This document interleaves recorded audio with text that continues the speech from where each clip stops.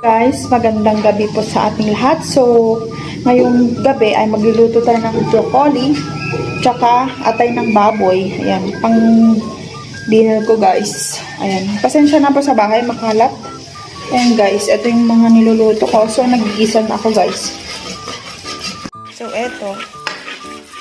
Tapos, simple lang yung aking lulutuin guys. Tapos, atay ng baboy. Tapos, ilagang broccoli guys. Ayan.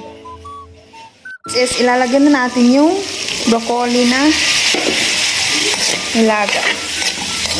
Ayan guys, para madaling maluto. Tapos lagyan natin ng paminta. So, ito na guys, yung paminta, konti lang. Tapos, konting magic sarap. Ayan, okay na yan.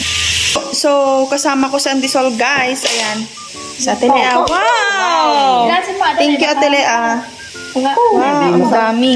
So, ayan guys, sobrang sarap ng binigay nila.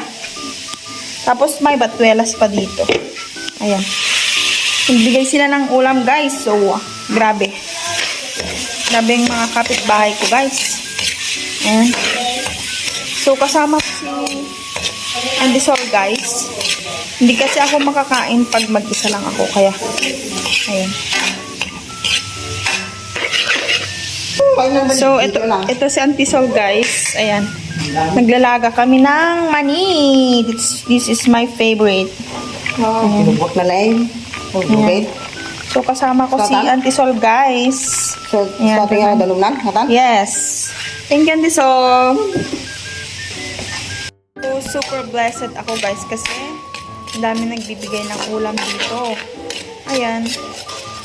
Tapos, I am blessed kasi may kasama ako si Auntie Sol, si Ate Lea, si Ate Girlie, mga kapatid ko, istorya. Yes, istorya to po. So, okay na to guys. Ayan. Thank you, Ate Lea. Tapos, eto kay Auntie Sol. Maglalaga kami ng mani. Binabad niya. So, hello guys. Magandang gabi. So, kakain na po tayo. Broccoli, puso ng saging, may thank you Ate Lea. Ito, may isda, galunggong, tapos ayun, puso ng saging. Tapos last but not the least is batuelas. Yung broccoli. So, kain tayo guys.